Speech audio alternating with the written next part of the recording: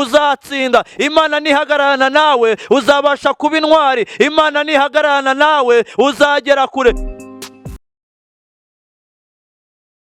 Ndashimira Bibiriya imbaraga zacu baduhaye umwanya wo kugira ngo tuganirire hamwe ku ijambo ry'Imana.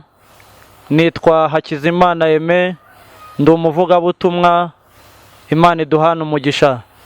Reka mbere yuko twinjira mu ijambo ry'Imana tubanze dushima Imana.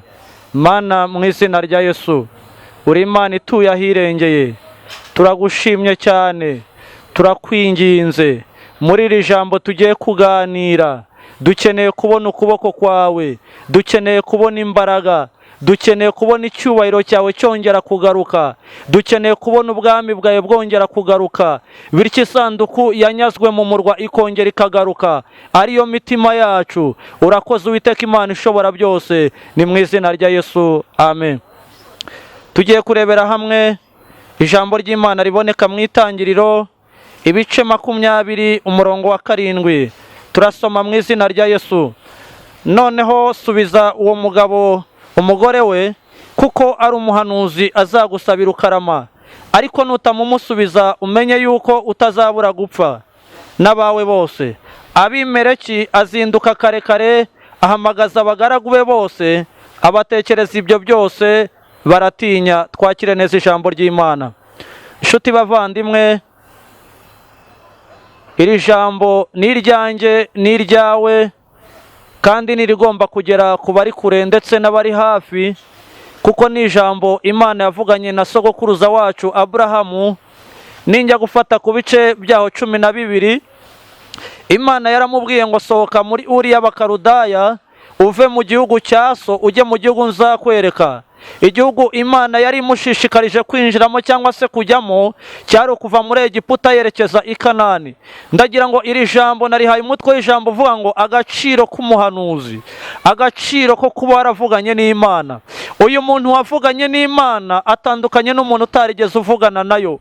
Uyu muntu wasenze Imana atandukanye n'umuntu utarigeze asenga Imana. Ngo Aburahamu umunsi umwe ngo yari yicaye mu nzu y'iwabo kwa Setera, ngo Isetera yabumbaga ibigirwamana, ngo umunsi umwe aza kugira ihishurirwa ry'Imana, ngo afata icyo bitaga ikigirwamana ari cyo Mana muri icyo gihe, ngo arangije agisunika ku kindi, ngo kikigweho kiravunika kirameneka. Ngo kimenetse ngo ahita abona ko atari Imana nyakuri. Ngo Imana ngo imwitegereze, ibonye ko afite ihishurirwa, ngo nibwo yaje kumubwira ati noneho sohoka uve muri icyo gihugu ujye mu gihugu nzakwereka. Ngo arangije afata umuryango wiwe, afata umugore we, ngo bakora urugendo rurerure. Urwo rugendo bari barimo rwo rwari urugendo rwerekera mu gihugu cy'i Kanani. Reka nkubwire, mu gaciro k'umuhanuzi niho honyine ushobora kubona imbaraga. Mu gaciro k'umuhanuzi niho ushobora kubona icyo wavuganye n'Uwiteka Imana. Mu gaciro k'umuhanuzi niho harimo ubutware bwose n'ubushobozi.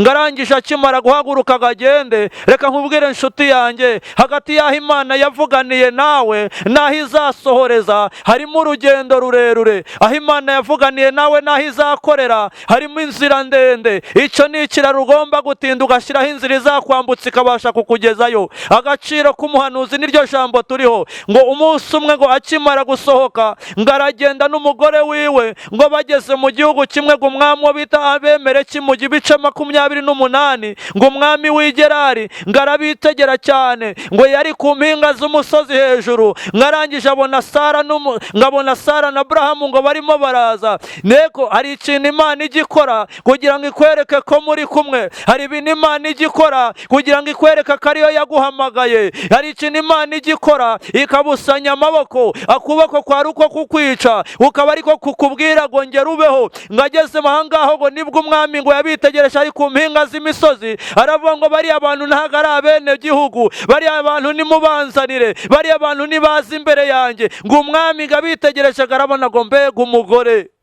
nkabona afite ubwiza budasanzwe. Inshuti y'Imana, reka nkubwire, ubwiza bw'Imana bukuriho nibwo burimo buri gutuma urwanywa. Ubwiza bw'Imana bukuriho nibwo buri gutuma baguhiga. Icyo bariho cy'Uwiteka Imana kikugose nicyo kiri gutuma ugenzwa amanywa nijoro. Reka nkubwire, hari Imana ikuri imbere kugira ngo iringanize ibitaringaniye. Iyo rero icyo kuringaniza ibitaringaniye ni uko ugomba kwemera ugahura nabyo. Haleluya. Ndagira ngo mbwire abantu bose bankurikiye, umwami aravuga ngo nimubategeke mubanzanire ahangaha. Ngo bamugejeje imbere agabaza Aburahamu, aramubwira ngo mbese uyu muntu mupfana iki? Aramubwira ngo uyu muntu ni mushiki wanjye. Ngahindukirira Sara aramubaza ngo mbese uyu mugabo mupfana iki? Ati uyu ni musaza wanjye. Ngo umwami gabonye uburyo uwo mugore ari mwiza, aravuga ati Imana ishimwe niboneye umugore. Niba ari musaza w'umumpaye nta kindi ngiriwe umugisha. Ariko mu by'ukuri ntabwo ari umugisha. Agaciro k'umuhanuzi, iyo ucecetse Imana irakuvuganira. Iyo uri umuhanuzi w'Imana ntabwo bisaba ko ugomba kwivugira. Iyo uri umuhanuzi w'Imana, Imana igucira inzira. Iyo uri umuhanuzi w'Imana, Imana iguhagararaho ikakwimana. Kandi Imana ikiye kukwimana, ikwimana n'ibyawe byose. Turiza Uwiteka, Imana iri mu ruhande rwawe. Haleluya. Ngarangije ngaravuga ngo noneho uyu mugore reka mujyane. Ngamujyana ibwami, ngagiye kumufata, ngo Uwiteka Imana agihita imuteza ibitotsi bitunguranye. Reka nkubwire inshuti y'Imana, umuntu wese ufite igisubizo cyawe Imana imuteza ibitotsi. Umuntu ufite igisubizo cyawe Imana imubuza amahoro. Umuntu ufite igisubizo cyawe Imana imuteze haleluya. Imana igenda imugenderere, imwemeze yuko igisubizo cyawe agomba kukiguha. Ngo umwami yabemere ki? Ngarangije ngageze mu buriri, ngatungurwa n'inzozi zitunguranye. Iramubwira ati ukoze ikizira kuko wenze umugore w'abandi. Ngo umwami gahita aburana n'Imana mu nzozi, aramubwira ati ibyo nkoze byo nabikoze n'umutima ukiranutse, nta mutima mfite uncira urubanza. Kuko yabuwe yambwiye ko ari musaza we, ati kandi nawe ubwe yambwiye ko ari mushiki we. Ngo Imana ihita imubwira noneho subiza umugabo umugore wiwe, kuko ari umuhanuzi uzagusabira ukarama. Atari ko nutamumusubiza umenye yuko utazabura gupfa n'abawe bose. Agaciro k'umuhanuzi, iyo ucecetse Imana irakuvuganira. Iyo ucecetse Imana irakwamamaza. Iyo ucecetse Imana igucira inzira ikaguha umugisha. Aburahamu ntabwo byamusabye kwisobanura, kuko yari ariho umugambi w'Imana. Yararetse igihe kigeze, Imana ihagararana nawe. Reka nkubwire inshuti y'Imana, Imana nihagararana nawe uzanesha. Imana nihagararana nawe uzatsinda. Imana nihagararana nawe uzabasha kuba intwari. Imana nihagararana nawe uzagera kure. Impamvu benshi batagera kure bibwira ko bahagararanye n'Imana, ariko mu by'ukuri barahagararanye n'abana b'abantu. Ariko igitondo nk'iki ndatangariza ubuzima bwawe, umuhanuzi w'Imana, emera guhagararana n'Imana.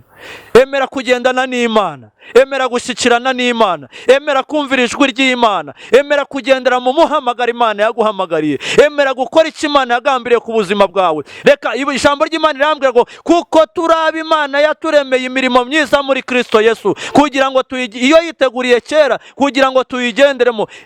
Turaba Imana yaronse kugira ngo twamamaze ishimwe ryayo. Umunsi umwe Imana yabwiye Abisirayeli, irabwira ngo umunsi mwabageze imbere muzicecekere, kuko uwo munsi nibwo nzabereka amaboko yanjye akomeye. Rero amaboko y'Imana, iki ni cyo gihe cyo kubona amaboko y'Imana ku buzima bwacu. Agaciro k'umuhanuzi. Haleluya. Ndavuga ku gaciro k'umuhanuzi. Aburahamu ngo Imana ikimara guteza abemereki ibitotsi bitunguranye, imubwiye ngo wenze umugore w'abandi, ngo nibwo yahise azinduka mu gitondo kare kare, ngatumiza inama itunguranye. Reka nkubwire, ufite igisubizo cyawe, wowe urimo unyumva, wowe urimo unkurikira, wowe uneze amaso, wowe urimo undeba, wowe uneze amatwi, hari icyo Imana imanukiye gukora ku buzima bwawe.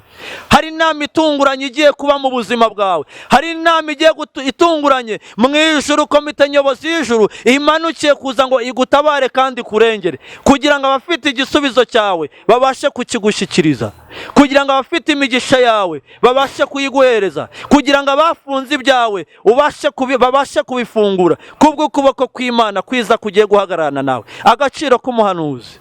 Yesu nashimwe cyane. Agaciro k'umuhanuzi niryo jambo turiho. Ngabemere kingarazinduka kare kare, ngarazinduka kare kare ngabwira abenegihugu, arabwira ati twakoze ishyano kuko twenze umugore ufite umugabo. Yesu nashimwe cyane.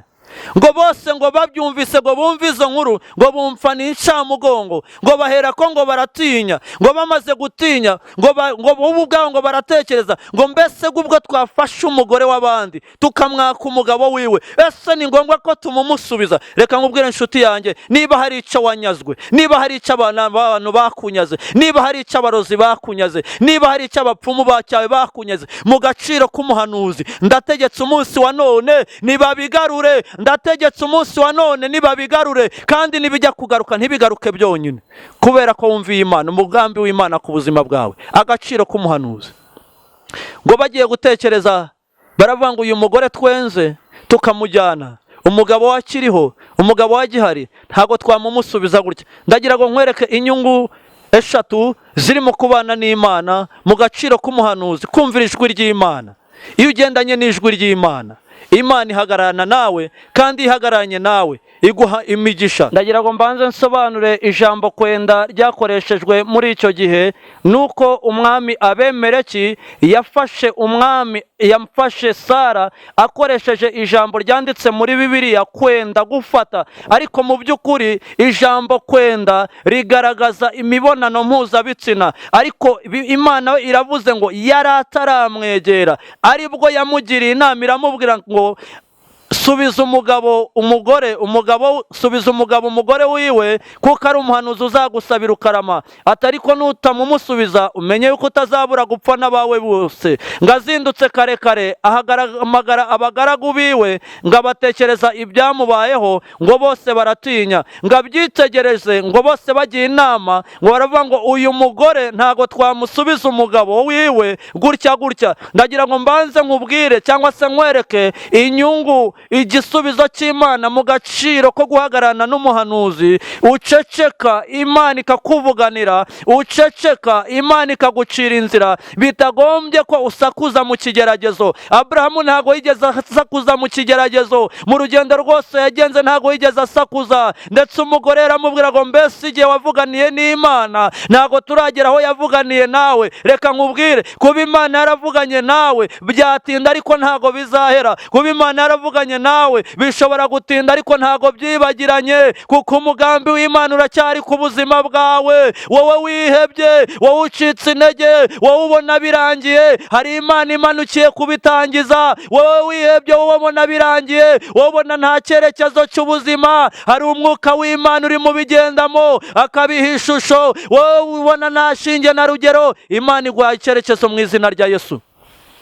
Inyungu eshatu. Icyambere, ngo umwami yaravuze ngo uyu mugabo reka tumusubize umugore wiwe. Ngarangije ahamagara abaja n'abagaragu, ngahamagara indogobe, ngarabwira ati mwebwe nimuve hano mugende musanga uriya mugabo mumukorere, kuko ari ugiye kubabera umwami. Iyo ni inyungu ya mbere. Iyo uri mu Mana, Imana iguhereza abagufasha mu rugendo. Iyo uri kumwe n'Imana, Imana iguhereza abagaragu n'abaja, kandi ikaguha n'ibyo kubatunga, ikaguhereza abo kugukorera ku manywa na nijoro. Bityo nawe ugahagarara mu mugambi w'Imana, uri mu gaciro k'umuhanuzi. Iyo Imana yavuganye nawe, icyo yavuganye nawe iragisohoza, kandi igisohoje ubona amashimwe mu buzima bwawe. Icya kabiri, nuko uyu nguyu yavuze ngo uyu mugore twamuteje igisuzuguriro, none aramubwira ngo mpaye musaza wawe ibice by'ifeza 1000 bibi byo kugukinga mu maso ababonye bose nkujyana. Mu yindi mvugo reka nsobanure, uyu muntu yari ariho umugayo, kandi byari bisabwe ngombwa ukuraho. Hari umugayo ukuriho, Imana ikeneye kugukuraho. Hari ibyo shakwe bikuriho, hari amazina bakwanditseho, hari dosiye bagushyizeho, hari ibyo bagiye bakwaturiraho, ariko mpagararanye n'Imana. Ndavuze ngo ibyo byose nibiteshwa agaciro, bityo umugambi w'Imana usore ku buzima bwawe. Icya gatatu nsoza, reka nkubwire inshuti y'Imana, reka gutinya. Icya gatatu nuko Imana yavuganye nawe, iramubwira ngo itegereze iki gihugu cyose. Ngo Abrahamu arakizenguruka arareba, ngaramubwira ngo none aho ushaka gutura aba ari huba. Aburahamu gazenguruka igihugu cyose ngo abonye ahamushimishije aba ari hatura. Nshuti yanjye reka nkubwire, hari Imana ibasha kuguha gakondo iso na nyoko batarayiguhaye. Hari Imana ibasha kuguha aho kuba iso na nyoko batarigeze bahaguha. Impamvu Imana yamubwiye ibi byose ngo ubikore, ngo yari yitegereje abemereki, ngo ibona yuko hari igihe ashobora kunangira umutima ibyo bintu byose ntabashe kubikora. Ngo icyo gihe icyo Imana yari yakoze, ngo yari yabaze ibyinda zibyara. Ngo Aburahamu akimara kubona ibyo ngibyo, ngo nibwo yarambuye ukuboko ngo arasenga, aravuga ngo Mana, ngo zibura bene gihugu babashe kuba bazima. Reka dushime Imana. Mana, mu izina rya Yesu nsengeye abankurikiranye bose ku Kiraro TV, ndabasengeye kugira ngo bahereze umugisha, ndabasengeye kugira ngo bahereze amahoro, ndabasengeye kugira ngo bahe ibyishimo n'umunezero, ndasenze kugira ngo bakomereze amaboko, ubashumbushe iby'uburima n'inzige byariye, kandi umwuka w'Imana bagendeho ku manywa na nijoro, umucyo wabavire, izuba ryawe ribarasire, umugisha w'Imana ubazeho, nibahabwe gakondo, nibahabwe umugisha mu izina rya Yesu Kristo Nazarete. Urakoze kuri umwami n'umukiza. Amen. Dushimiye Bibiriya imbaraga zacu, baduhaye umwanya wo kugira ngo tubwirize ubutumwa bwiza. Imana ibahe umugisha, Imana ibahe umugisha. Shalom.